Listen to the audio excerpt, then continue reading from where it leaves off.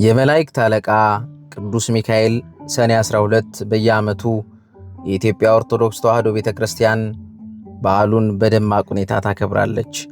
ይኸውም እስክንድሪያ በምትባል ከተማ ክለዋባጥራ የተባለች ንግሥት የንጉሥ በጥሊሞስ ልጅ ዙሃል በሚባል ኮከብ ስም ያሰራችው ታላቅ ምኩራብና ጣዖት ነበርና በየዓመቱ ሰኔ 12 በዚያ ምኩራብ ሕዝቡ ተሰብስቦ ታላቅ በዓል ያደርጉ ነበር። በዚያም ምኩራብ ውስጥ ዙሃል የሚሉት ታላቅ የነሐስ ጣዖት ነበርና በዓሉ በሚከበርበት ዕለት ብዙ ፍሪዳዎች ያርዱለት ነበር። አባ እለእስክንድሮስ እስከተሾመበት ዘመን ድረስ ለዚያ ጣዖት እንዲህ ሲያደርጉ ኖረዋል። ይኸውም 300 ዓመተ ምህረት ተፈጽሞ 4ኛው ምዕተ ዓመት በገባበት ጊዜ ነበረ። አባ እለእስክንድሮስ በእስክንድሪያ ከተማ ሊቀ ጵጵስና በተሾመ ጊዜ ጻድቅ ቆስጠንጢኖስም በነገሰ ጊዜ የክርስትና ሃይማኖት ስለተስፋፋች ያን ጣዖት ሊሰብረው ወዶ ሳለ ጎስቋሎች ሰዎች ከለከሉት። እንዲህም አሉት፣ እኛ በዚህ ቦታ ይህንን በዓል ማክበር ለምደናል። እነሆ ከአንተ በፊት 18 ሊቃነ ጳጳሳት አልፈዋል፣ ይህንን ልምዳችንንም አልለወጡብንም አሉ። አባ እለእስክንድሮስ ይህንን በሰማ ጊዜ ገሰጻቸው፣ አስተማራቸው። ስህተታቸውንም በመግለጥ እንዲህ አላቸው፣ ይህ ጣዖት የማይጎዳና የማይጠቅም ነው። እርሱም የሚያመልክ ሰይጣናትን ያመልካቸዋል። ምክሬንስ ብትሰሙ ቀድሞ እንደነበር አድርጌ ይህንን በዓል እሰራላችኋለሁ። ይኸውም ጣዖቱን እንድሰብረው ምኩራቡንም እንድባርከውና በከበረ መልአክ በመላእክት አለቃ በቅዱስ ሚካኤል ስም ቤተ ክርስቲያን አድርገን እንድንሰይመው ነው። እኛም ይህንን ታላቅ በዓል እንሰራለን። የሚታረዱትም ላሞችና በጎች ለድሆችና ለጦም አዳሪዎች ለችግረኞችም በከበረ መልአክ ስም ምግብ ይሁን አላቸው። እርሱ በእግዚአብሔር ዘንድ ባለሟልነት ያለው ስለሆነ ስለኛ ይማልድልናል። ይህንንም ብሎ በዚህ በጎ ምክር አስወደዳቸው። እነርሱም ታዘዙለት። ከዚህ በኋላ ያንን ምኩራብ አድሰው በዚያ የከበረ መላእክት በሊቀ መላእክት በቅዱስ ሚካኤል ስም ቤተ ክርስቲያን አደረጉት። በዚህችም ዕለት አከበሩት። እርሷም የታወቀች ናት። እስላሞችም እስከነገሱበት ዘመን ድረስ ኑራ ከዚያ በኋላ አፈረሷት። ይህም በዓል ተሰራ፣ እስከ ዛሬም ጸንቶ ይኖራል። ዳግመኛም በሰኔ 12 በዚህች ዕለት የእግዚአብሔር መልአክ የመላእክት አለቃ ቅዱስ ሚካኤል በነገዱ ውስጥ ሁሉ በመላእክት ሁሉ ላይ በብዙ ክብር ተሾመ። ይህም የከበረ መልአክ ክብር ይግባውና በጌታችን ፊት ስለ ሰው ልጆች ስለ ፍጥረትም ሁሉ ይለምንልናል ይማልድልናልም። የዚህ የከበረ የመላእክት አለቃ ቅዱስ ሚካኤል ተአምራቶቹ እጅግ ብዙ ናቸው። ከእነርሱም አንዱ ይህ ነው። እግዚአብሔርን የሚፈራ አንድ ሰው ነበረ። እርሱም የከበረ የሚካኤልን የበዓሉን መታሰቢያ በየወሩ በ12ኛው ቀን ይልቁንም በሰኔና በህዳር ወር አብልጦ ያከብር ነበር። በጎረቤቱም ርኅራኄ የሌለው አንድ ባለጠጋ ሰው ነበረ። ይህንን የእግዚአብሔርን የሚፈራ ሰው የከበረ መልአክ የሚካኤልን በዓል በሚያደርግበት ጊዜ ይጣላውና ያቃልለው ነበር። ለድሆች ስለ መራራቱም ይዘባበትበት ነበረ። የሕይወቱ ዘመን ተፈጽሞ በሚሞትበትና ከዚህ በኋላም ዓለም ድካም በሚያርፍበት ጊዜ ሲቀበር የክቡር መልአክ የቅዱስ ሚካኤልን የበዓሉን መታሰቢያ ታደርግ ዘንድ ምጽዋት ሰጪም ትሆን ዘንድ ሚስቱን አዘዛት። ከዚህ በኋላ አረፈና ገንዘው ቀበሩት። ሚስቱም ጸንሳ ነበረች። የመውለጃዋ ጊዜም ደርሶ ምጥ ያዛት። በታላቅ ጭንቅ ውስጥ ሆና ሳለችም እንዲህ ብላ ጸለየች። የእግዚአብሔር መልአኩ ሆይ ራራልኝ፣ በእርሱ ዘንድ ባለሟልነት አለህና በእግዚአብሔር ዘንድ ስለ እኔ ለምንልኝ። ይህንንም ባለች ጊዜ በቤቷ ውስጥ ብርሃን በራ፣ ከችግርም ዳነች። መልአኩ ውብ የሆነ ወንድ ልጅም ወለደች፣ ሰጣት። የእግዚአብሔርን መልእክተኛ ቅዱስ ሚካኤል ከሰማይ ወርዶ ሕፃኑን እንዲህ ብሎ ባረከው። ርኅራኄ የሌለውን የዚህም ባለጠጋ ገንዘብና ሀብት ጥሪቱንም ሁሉ ይህ ሕፃን እንዲወርሰው እግዚአብሔር አዟል አለ። ባለጠጋውም በቤቱ በአልጋው ላይ ሳለ ጌታ ጆሮውን ከፍቶለት ይህንን ነገር ከመልአኩ ሰማ። ይህን በሰማ ጊዜ ታላቅ ሐዘን ደረሰበት። ሕፃኑንም የሚገድልበትን ምክንያት ይፈልግ ጀመር። ነገር ግን ክብር ይግባውና ጌታ ይጠብቀው ነበር። ከዚህ በኋላ ያ ባለጠጋ ምክንያት አዘጋጅቶ የሚያገለግለኝ ልጅ ይሆነኝ ዘንድ ልጅሽን ስጭኝ፣ እኔም እየመገብኩ እያለበስኩ አሳድገዋለሁ፣ ለአንቺም 20 ወቄት ወርቅ ሰጥሻለሁ አላት። ይህንንም ነገር ከባለጠጋው በሰማች ጊዜ ስለ ችግሯ እጅግ ደስ አላት። ልጇንም ሰጠችው። እርሱም 20 ወቄት ወርቅ ሰጣት። ልጇንም ወሰደው። የሚሻው ተፈጸመልኝ ብሎ ደስ አለው። ከዚህ በኋላ በልጁ ቁመት ልክ ሳጥን አሰርቶ ሕፃኑን በሳጥኑ ውስጥ አስገብቶ ዘጋበት። እስከ ባህርም ተሸከመው፣ ወስዶም በባህር ውስጥ ጣሉት። ክብር ይግባውና በጌታችን ፍቃድ ያ ሳጥን ሳይሰምጥ በዚያች አገር የ20 ቀን መንገድ ያህል ርቃ ወደምትገኝ ወደ አንዲት አገር ወደብ እስከሚደርስ በባህሩ ላይ ተንሳፈፈ።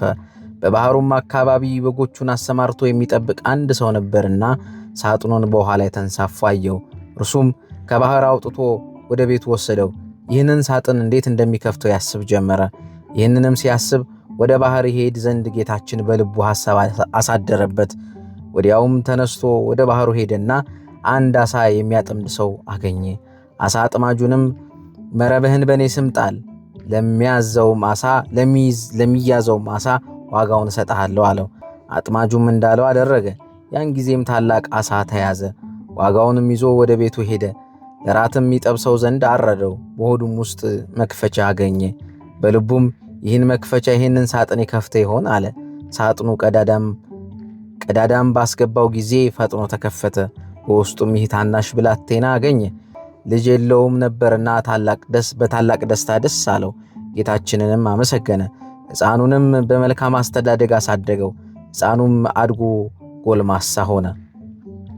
ከብዙ ዘመናት በኋላ ያ ባለጠጋ ተነስቶ ወደዚያ ሀገር ሄደ። በመሸ ጊዜም ወደ በግ ጠባቂው ደጅ ደረሰ። በግ ጠባቂውም እስከ ነገ የማድርበት ማደሪያ በአንተ ዘንድ አገኛለሁን? ኪራዩንም እሰጥሃለሁ አለው። በግ አርቢውም እንዳልክ ይሁን እደር አለው። ባለጠጋውም በዚያ አደረ። ራት በሚቀርብ ጊዜ ሕፃኑን ባህራን ብሎ ጠራው። ባለጠጋውም ሰምቶ ልጅህ ነውን ብሎ ጠየቀው። በግ ጠባቂውም አዎ፣ ታናሽ ሕፃን ሆኖ ሳለ ከባህር አግኝቼዋለሁና እግዚአብሔር የሰጠኝ ልጄ ነው አለ። ባለጠጋውም በምን ዘመን አገኘኸው አለው። እርሱም ከ20 ዓመት በፊት ብሎ መለሰለት። ያን ጊዜም እርሱ ወደ ባህር የጣለው መሆኑን አውቆ እጅግ አዘነ። በማግስቱም ጎዳናውን ሊጓዝ በተነሳ ጊዜ ሰይጣናዊ ምክንያት አመካኝቶ በግ ጠባቂውን እንዲህ አለው፣ እገሊት ወደምትባል ሀገር በቤቴ የረሳሁት ጉዳይ ስላለ እንድልከው ልጅህን ትሰጠኛለህን አለው። እኔም የድካሙን ዋጋ 20 ወቄት ወርቅ እሰጥሃለሁ አለው። ያም በግ ጠባቂ ስለ ወርቁ ስጦታ ደስ በመሰኘት ያን ጎልማሳ ጠርቶ ልጄ ባህራን ሆይ ይህ ክቡር ሰው ለሥራ ጉዳይ ወደ ቤቱ ሊልክህ ይፈልጋልና መልእክቱን አድርስለት፣ እግዚአብሔር በሰላም ያግባ ሲል ጠየቀው። ልጁም እሺ መልካም ነው አባቴ፣ ያዘዝከኝን ሁሉ ለመፈጸም ዝግጁ ነኝ አለ። ከዚህ በኋላም ያ ባለጸጋ ይህችን የመልእክት ደብዳቤ ይዞ ወደ አንተ የመጣውን ስሙ ባህራን የተባለውን መልእክቷ በደረሰች ጊዜ ፈጥነህ ግደለው፣ ገድለህም ሬሳውን ከጉድጓድ ጣለው። እኔ በሰላም ተመልሼ እስከምመጣ ድረስ ማን ይሁን ምስጢር አይወቅ። በሹሙና በሱ መካከል የሚተዋወቁበትን ማህተብ በደብዳቤው ላይ አትሞ ለባህራን ሰጠው። ለመንገዱም የሚሆን ስንቅ ሰጥቶ ላከው። እርሱም መልእክቱን ለማድረስ በሚጓዝበት ጊዜ ከቦታው ለመድረስ የአንዲት ቀን መንገድ ሲቀረው እነሆ ክቡር የሚሆን የመላእክት አለቃ ቅዱስ ሚካኤል በንጉሥ ጭፍራ አምሳል በፈረስ ተቀምጦ ወደ እርሱ ደረሰና ወዴት እንደሚሄድ ጠየቀው። ባህራንም ከአንድ ባለጸጋ ሰው የተጻፈ ደብዳቤ ይዤ እሱን ለማድረስ እገሊት ወደምትባል አገር እየሄድኩ ነው አለው። ንዑድ ክቡር የሚሆን ቅዱስ ሚካኤል እስኪ የመልእክቱን ደብዳቤ ያሳየኝ ባለው ጊዜ ከግርማው የተነሳ ፈርቶ ሰጠው። መልአኩም ደብዳቤው ላይ የተጻፈውን መልእክት ሞት ደምስሶ ከኔ ከባለጸጋ እገሌ የተጻፈ ይልና ይህን መልእክት ይዞ ለመጣው እገሊት የምትባል ልጄን አጋቡት፣ ዳሩለት። በዱር የተሰማራውን ከብቴን፣ በቤት ያለውን ሀብቴን፣ በጠቅላላው የሚንቀሳቀሰውና የማይንቀሳቀሰውን ንብረቴን በሙሉ አውርሼዋለሁና እኔ እስከምመጣ ድረስ አትጠብቁ። በሄድኩበት ሀገር የምቆይበት ጉዳይ አለኝና በቤቴና በንብረቴ ላይ ሙሉ ሥልጣን ሰጥቼዋለሁና የወደደውን ሁሉ ያደርግ ዘንድ አትከልክሉት። ለዚህም በእኔና በአንተ መካከል የምንተዋወቅበት ምልክት አድርጌበታለሁ የሚል ጽሑፍ ጽፎ ሰጠውና እንግዲህ ወደ ባለጸጋው ቤት ሂድና ይህን መልእክት አድርስ። ነገሩ እንዳይገለጽብህ ከኔ ጋር መገናኘትህንና የመልእክቱን ጽሑፍ እንዳልለወጥኩልህ ለማንም አትንገር። አትንገር ሲል አስጠነቀቀው። ባህራንም እሺ ጌታዬ እንዳዘዝከኝ አደርጋለሁ ብሎ ጉዞውን ቀጠለና የዚያን ባለጸጋ ቤት እየጠበቀ ከደረሰበት በኋላ ደብዳቤውን ለሹሙ ሰጠው። ያ ሹምም ደብዳቤውን ተቀብሎ ሲያነብ የታተመበት ማኅተም እውነተኛ መሆኑን ካረጋገጠ በኋላ እግዚአብሔር እንዳዘዘው በቤተ ክርስቲያን ደንብ ባለጸጋውን ልጅ በተክሊል አጋባው። የባለጸጋውን ልጅ በተክሊል አጋባው። የሰርጉንም በዓል እስከ 40 ቀን ድረስ በታላቅ ደስታ አከበሩ። ከሰርጉም በዓል ፍጻሜ በኋላ ያ ባለጸጋ ሰው ከሄደበት ሀገር ወደ ሀገሩ ተመልሶ ገባና በቤቱ አካባቢ ሲደርስ የደስታና የዘፈን ድምፅ ስሰማ ይህን የምሰማው ድምፅ ምንድነው ሲል ጠየቀ። ሰዎቹም ባህራን የተባለ ጎበዝ ካንተ ዘንድ ልጄ እንዳሩለት የሚል ትእዛዝ አምጥቶ ልጅህን አግብቶ በሰርጉ ምክንያት ይዘፍናሉ፣ ይደሰታሉ አሉት። እነሆ እየበሉና እየጠጡ በቀንና በሌሊት እየዘፈኑ ሲደሰቱ 40 ቀን ሆኗቸዋል። በመልእክትህም እንዳዘዝከው ገንዘብህን የወንድና የሴት ባሮችህንም በጠቅላላ የሚንቀሳቀስና የማይንቀሳቀስ ንብረትን ሁሉ አስረክበውታል አሉት። ያም ባለጸጋ ይህንን ቃል በሰማ ጊዜ ከድንጋጤው የተነሳ በታላቅ ቃል በመጮህ ከመሬት ላይ ተከስክሶ ሞተና ነፍሱን አጋንንት ተረክባውት ወደ ሲኦል አወረዷት። ከዚህ በኋላ ባህራን የተባለ ጎልማሳ የቅዱስ ሚካኤልን በዓል በየወሩ እያከበረ ዝክሩን እየዘከረ ይኖር ጀመር። በዚያን ጊዜ በጉዞ ላይ ሳለ ተገልጾለት የሞቱን መልእክት ወደ ሕይወት የለወጠለት ቅዱስ ሚካኤል እንደሆነ አወቀ፣ ተረዳ። ንዑድ ክቡር የሚሆን የመላእክት ሁሉ አለቃ ቅዱስ ሚካኤል ያደረገው ተአምር ሊቆጠር የማይችል ብዙ ስለሆነ በእኛም ላይ ኃይለ ረድኤቱ አድሮብን ይኑር። ምልጃ በረከቱ ጠባቆቱ ለዘላለም ከኛ ጋር ይሁን አሜን። ወስብሐት ለእግዚአብሔር። የቅዱስ ሚካኤል ምልጃ በረከት ከሁላችን ጋር ይሁን አሜን።